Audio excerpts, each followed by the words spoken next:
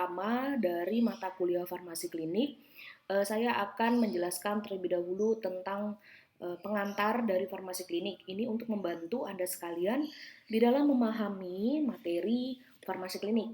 Nah, untuk mempelajari materi farmasi klinik ini, kita harus terlebih tahu pertama kali mengenai dasar hukum. Mengapa? Karena dasar hukum ini adalah segala hal yang mengikat seorang apoteker di dalam melakukan pelayanan. Dalam hal ini kita harus tahu dasar-dasar hukum yang menjadi landasan seorang apoteker dalam melakukan pelayanan farmasi klinik. Yang pertama adalah Undang-Undang Nomor 36 Tahun 2009 tentang Kesehatan. Yang kedua adalah Undang-Undang Nomor 44 Tahun 2009 tentang Rumah Sakit. Ketiga adalah Peraturan Pemerintah Nomor 51 Tahun 2009 tentang Pekerjaan Kefarmasian. Dan yang keempat adalah Peraturan Menteri Kesehatan Republik Indonesia Nomor 72 Tahun 2016 tentang standar pelayanan kefarmasian di rumah sakit. Nah, dari empat dasar hukum ini yang biasa digunakan di dalam pelayanan farmasi klinik atau menjadi dasar hukum utama adalah yang nomor 4, yaitu secara teknis akan dijelaskan tentang bagaimana standar pelayanan kefarmasian di rumah sakit. Nah, ketika kita sepanjang mata kuliah farmasi klinik ini, kita akan mempelajari apa saja sih kegiatan-kegiatan pelayanan farmasi klinik, sehingga nanti pada saat Anda di dalam praktek sehari-hari, Anda mengetahui bahwa kegiatan yang Anda sedang lakukan itu apakah termasuk kegiatan pengelolaan atau kegiatan pelayanan farmasi klinik.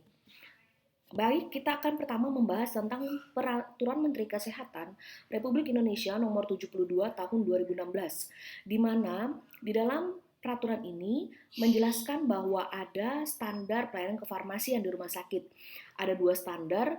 Yang pertama adalah pengelolaan sediaan farmasi, alat kesehatan, dan bahan medis habis pakai.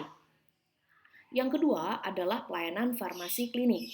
Nah, dari sini kita bisa mempelajari bahwa untuk poin nomor 1, yaitu mengenai pengelolaan sediaan farmasi, alat kesehatan, dan bahan medis habis pakai, sudah kita pelajari di mata kuliah farmasi rumah sakit ya, untuk ini.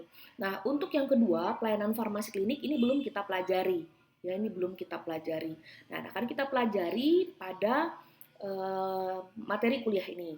Oke, sebagai pengantar, apa sih sebenarnya pelayanan farmasi klinik? Mengacu kepada Permenkes nomor 72 tahun 2016 yang sudah saya jelaskan tadi, bahwa pelayanan farmasi klinik ini adalah pelayanan langsung yang diberikan apoteker kepada pasien. Ya, jadi kita pahami dulu bahwa ini pelayanan langsung. Ya, harapannya langsung yang diberikan oleh seorang apoteker. Apoteker adalah sarjana farmasi yang telah mengambil sumpah sebagai seorang apoteker ya. Nah, di sini seorang apoteker memberikan pelayanan kepada pasien. Jadi orientasi dari pelayanan farmasi klinik itu adalah pasien ya. Nah, untuk apa? Dalam rangka meningkatkan outcome terapi. Jadi outcome itu adalah luaran sehingga pasien itu yang kita tahu pasti sembuh. Nah, itu outcome-nya.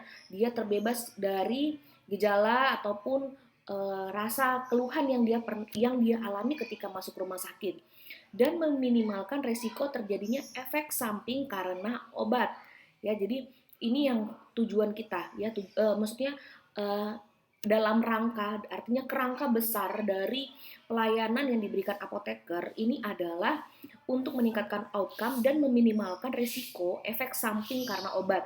Jadi kita perlu menekankan bahwa efek samping ini merupakan sesuatu yang tentu tidak diharapkan, tapi kita bisa meminimalkan resikonya. Nah, di sini adalah peranan dari seorang apoteker. Tujuannya adalah keselamatan pasien ya. Jadi inti dari pelayanan farmasi klinik ini adalah patient safety. Artinya adalah pasien itu mendapatkan asuhan kefarmasian yang aman ya, tidak mengalami cedera atau kejadian yang tidak diharapkan selama mendapatkan pelayanan di rumah sakit ya. Ini tujuan keselamatan pasien sehingga apa? Kualitas hidup pasien terjamin. Artinya kualitas hidup di sini bukan masalah dia punya harta seberapa banyak atau misalnya dia menjadi seperti apa, tapi kualitas yang dimaksud di sini adalah kualitas dalam hal kesehatan. Jadi ketika pasien masuk dalam keadaan sakit, harapannya setelah mendapatkan terapi obat, maka dengan pelayanan langsung seorang apoteker kepada pasien, kualitas hidup pasien ini terjamin. Artinya pasien dapat kembali pulih seperti sebelum masuk rumah sakit, artinya kembali pulih dalam keadaan sehat, dapat melakukan aktivitasnya kembali seperti biasa. Baik, di sini pelayanan farmasi klinik ini ada beberapa macam, beberapa kegiatan maksud saya. Yang pertama adalah pengkajian dan pelayanan resep.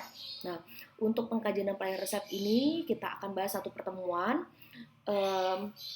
Maaf sebelumnya saya akan jelaskan ada 11 pelayanan farmasi klinik. Nah, karena kita pertemuannya ada 14 kali, maka ini akan ada satu kegiatan yang kita akan bahas 2 kali ya. Yang pertama, pembahasan kita nanti di pertemuan berikutnya adalah tentang pengkajian dan pelayanan resep. Yang kedua, kita akan membahas tentang penelusuran riwayat penggunaan obat. Ketiga, rekonsiliasi obat. Keempat, pelayanan informasi obat atau yang dikenal dengan nama PIO. Kelima, konseling. Keenam, visit. Ketujuh, pemantauan terapi obat atau PTO. Kedelapan, monitoring efek samping obat, MESO. 9, evaluasi penggunaan obat atau EPO. 10, dispensing sediaan steril, ini kita akan bahas sedikit aja ya. Dan 11, pemantauan kadar obat dalam darah. Nah, di sini ada beberapa pertemuan, ini karena 11 ya. Ada 2 kegiatan yang akan kita bahas lebih dalam ya, yaitu kita akan membahas mengenai yang ini, konseling serta pemantauan terapi obat. Nah, ini kita akan bahas lebih mendalam sebanyak 2 pertemuan ya. Jadi totalnya kita ada 14 pertemuan ya. Di sini selama mata kuliah ini sampai nanti UTS kita akan sampai UAS maksud saya, kita akan mempelajari kegiatan-kegiatan farmasi klinik.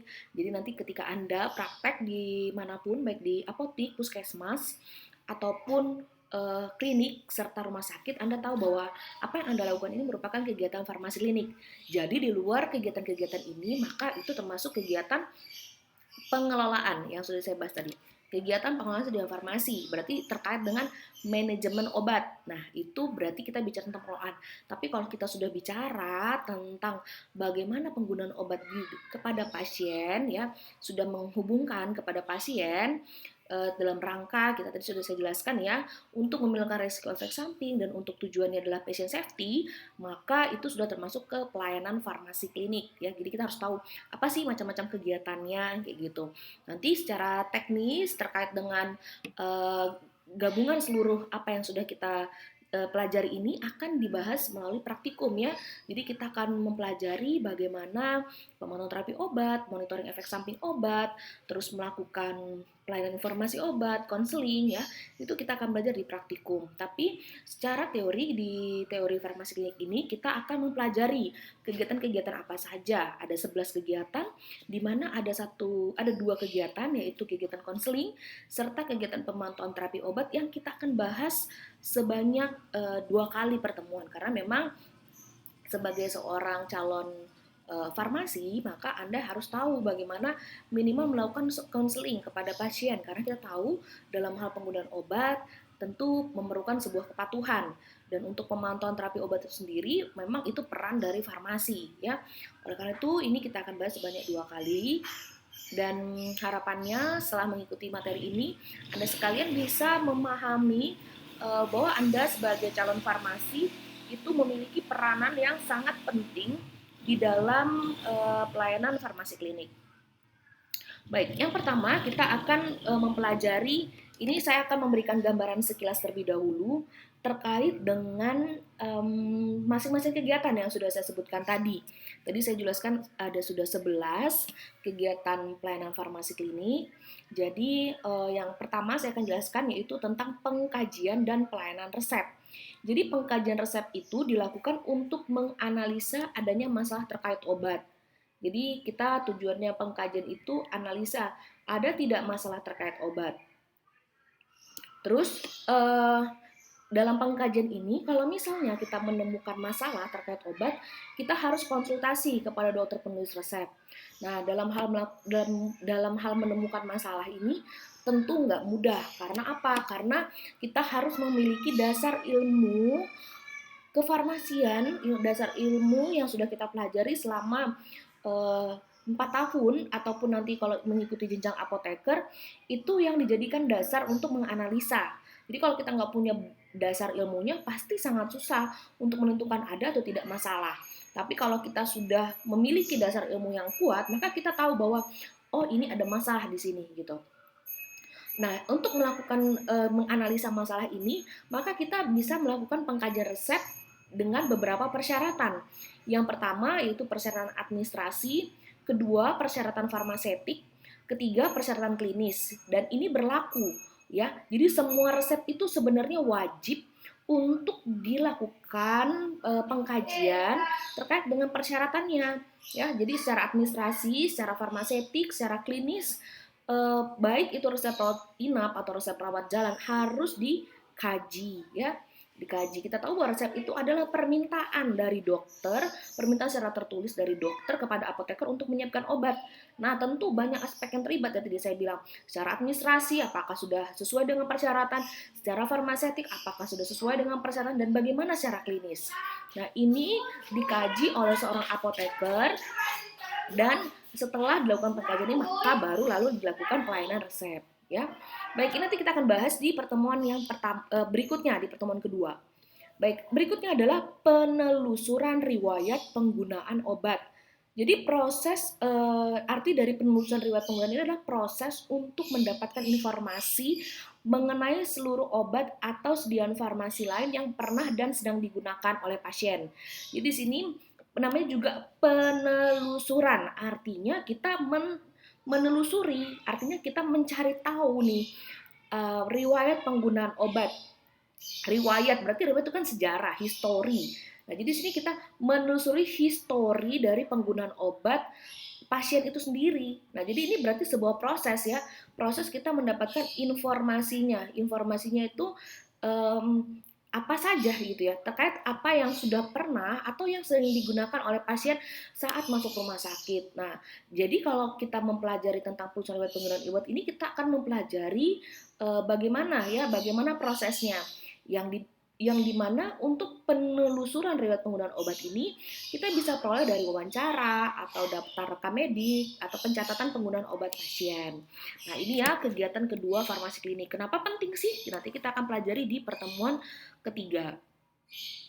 Berikutnya yang ketiga adalah kita akan mempelajari nanti kegiatan farmasi klinik yaitu rekonsiliasi obat. Jadi rekonsiliasi obat ini tentu berbeda dengan penelusuran riwayat penggunaan obat walaupun sama-sama mencari tahu tentang sejarah atau riwayat dari penggunaan obat. Tapi berbedanya rekonsiliasi obat ini kita sudah membandingkan. Jadi reconciliation ya. Jadi kita membandingkan instruksi pengobatan dengan obat yang telah didapat pasien. Jadi ini satu rangkaian. Jadi kalau misalnya ini kita di tahap kedua ini di kegiatan kedua ini kita kan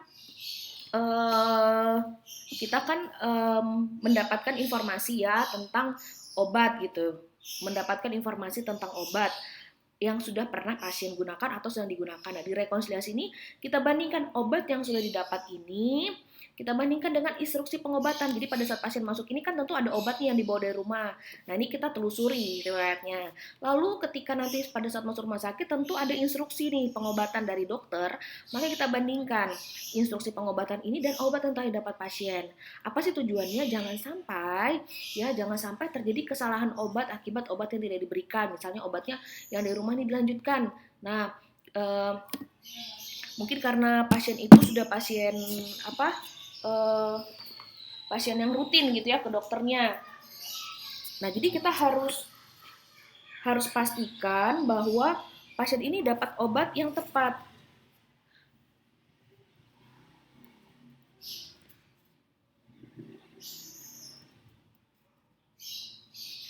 Jangan sampai pasien mendapatkan obat yang tidak sesuai. Jadi misalnya dari dokter praktek gitu ya, dari dokter praktek. Nah, itu bilang obatnya lanjut aja gitu. Ternyata pasiennya itu obatnya masih di rumah kayak gitu. Nah, itu harus dibandingkan, jangan sampai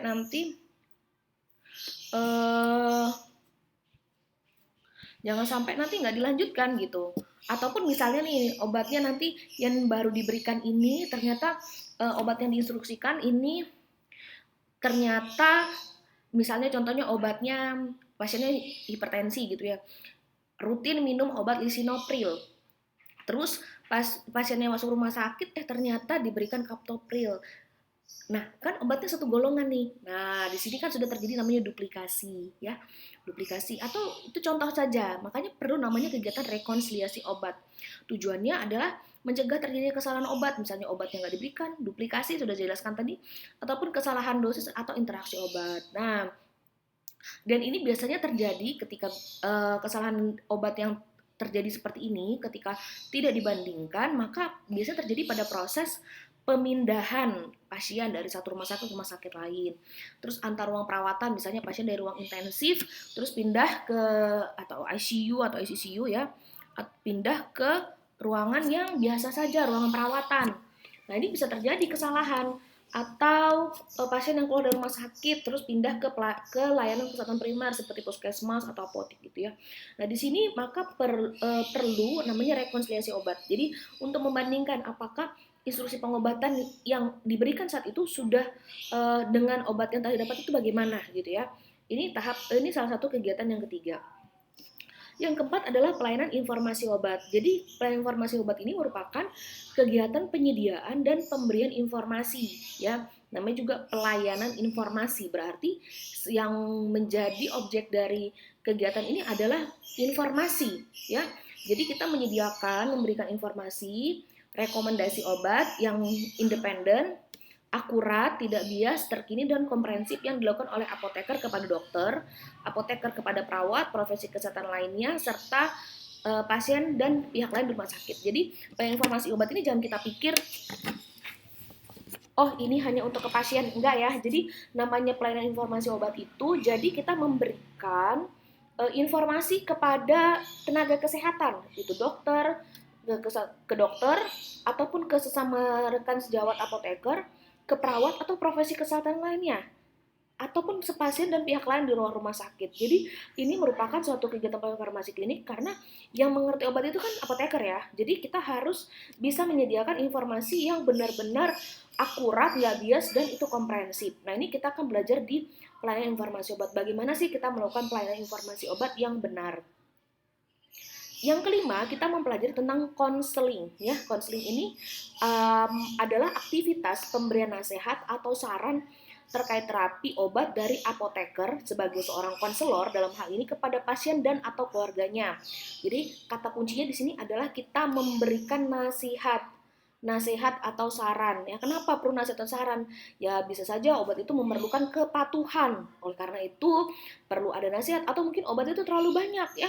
Bisa jadi. Nah, jadi kita perlu memberikan nasihat atau saran kepada keluarga. Nah, ini konseling ini bisa dilakukan di mana? Di rawat jalan, di rawat inap, yang dilakukan atas inisiatif apoteker ataupun rujukan dari dokter ataupun keinginan pasien atau keluarganya. Jadi jadi kegiatan yang dilakukan oleh apoteker dalam hal konseling ini bukan hanya dari apotekernya saja mau, tapi mungkin dokternya coba ke apotekernya Bu, nanti akan dijelaskan gitu. Penggunaan obatnya, misalnya penggunaan obat inhaler atau penggunaan insulin. Nah, itu kewajiban dari seorang apoteker untuk menjelaskan kepada pasien. Nah, misalnya juga pasien ingin tahu lebih banyak nih, misalnya dapat obatnya misalnya sampai 10 gitu ya. Nah, di sini tugas dari seorang apoteker untuk melakukan konseling. Ya, apalagi obat-obatnya misalnya obat-obat yang harus diminum selama 6 bulan gitu ya. Nah, itu perlu dilakukan konseling supaya merubah pola pikir, merubah mindset dari seorang pasien bahwa obat ini harus memang diminum rutin. Karena mungkin kita kalau minum obat 3 kali sehari dia mungkin nggak rutin ya, apalagi yang minum selama 6 bulan. Nah, itu tentu perlu perjuangan khusus. Nah, di sini dilakukan konseling. Jadi pemberian konseling yang efektif itu memerlukan kepercayaan pasien dan atau keluarga terhadap apoteker. Nah, di sini juga diperlukan kemampuan seorang apoteker untuk memberikan nasihat atau saran yang tepat kepada pasien atau keluarganya. Yang keenam, kegiatan berikutnya adalah visit. Jadi, kegiatan visit ini adalah kegiatan kunjungan ke pasien rawat inap yang dilakukan apoteker secara mandiri atau bersama tim tenaga kesehatan. Jadi, visit ini nih, visit itu kunjungan ya, kunjungan. Visit itu kan bahasa Inggrisnya dari kunjungan gitu ya. kunjungan dari seorang apoteker kepada pasien rawat inap. Jadi kalau misalnya pasien rawat jalan ya nggak divisit ya. Nah, jadi visit ini bisa mandiri, Pak apoteker itu sendiri atau bersama tim. Timnya itu maksudnya bisa bersama dokter, bersama tenaga kesehatan lain, perawat atau dan lain-lain. Nah, itu tujuannya apa? Untuk mengamati kondisi klinis pasien secara langsung dan mengkaji masalah terkait obat. Jadi kita nanti bisa mengamati bagaimana sih keadaan klinis pasien ini, terus kita lihat ada nggak masalah terkait obat di sini. Jadi di sini langsung bersama gitu ya, bisa kita sendiri tadi ya atau bersama. Jadi kita lihat kondisi klinis pasien, misalnya pasien dapat obat anti nyeri. Nah kita bisa lihat nih apakah pasien masih mengeluh nyeri gitu, bagaimana penilaian kita terhadap nyeri yang dialami oleh pasien. Nah, ini kita juga dalam hal memantau terapi obat dan reaksi obat yang tidak dikehendaki. Bisa saja misalnya pasien mengalami alergi antibiotik, satu golongan antibiotik, ternyata diberikan obat antibiotik yang sama dalam satu golongan. Apakah kemungkinan ada reaksi obat yang tidak dikehendaki? Terus yang ketiga adalah meningkatkan terapi obat yang rasional. Jadi di sini kita bertujuan untuk melihat apakah terapi obat yang kita sudah berikan itu rasional atau tidak. Serta kalau dilakukan visit secara bersama, maka ini kita akan bisa menyajikan informasi obat yang baik kepada dokter, pasien, serta profesional kesehatan lainnya gitu. Jadi tadi kan memang ada ya PIO, pelayanan informasi obat, tapi kalau dilakukan visit secara bersama, maka tentu akan ada informasi yang diberikan langsung kepada dokter dan pasien karena dilakukan secara bersama ya. Jadi kegiatan yang keenam nanti kita akan bahas lagi di pertemuan berikutnya ya tentang visit. Ketujuh adalah pemantauan terapi obat atau yang biasa dikenal dengan nama PTO. Jadi PTO ini adalah intinya kita memproses kegiatan di mana kita memastikan terapi obat yang aman, efektif dan rasional bagi pasien. Jadi terapi obat ini aman, efektif dan rasional bagi pasien. Jadi ini tujuan kita dalam hal memantau obat. Jadi dan ini nggak mudah karena kita make sure meyakinkan bahwa obat ini memang aman, ini obat memang efektif dan ini rasional, dan itu hal yang sangat tidak mudah untuk meyakinkan bahwa obat itu memang aman, efektif dan rasional. Jadi memang kenapa sampai kita menjelaskan pertemuan ini sebanyak 2 kali karena ini kegiatan yang nggak mudah walaupun penjelasannya nggak banyak ya. Oke, untuk yang kegiatan ke-8 adalah monitoring efek samping obat atau yang dikenal dengan nama MESO. Nah, kalau monitoring efek samping obat ini kan memang sudah pernah kita pelajari ya di mata kuliah tersendiri tentang efek samping obat. Nah, MESO sendiri kan monitoring, namanya juga monitoring. Pasti kalau namanya monitor pasti pantau ya, kita memantau. Memantau apa? Memantau setiap respon terhadap obat yang tidak dikehendaki yang terjadi pada dosis lazim yang digunakan pada manusia untuk tujuan profilaksis, diagnosis dan terapi. Jadi di sini saat kita melakukan memonitoring, kita memonitoring apa? Yang tentu yang respon-respon yang tidak dikehendaki. Kalau misalnya contohnya misalnya pasien mengalami alergi, nah itu terus respon yang tentu yang tidak dikehendaki.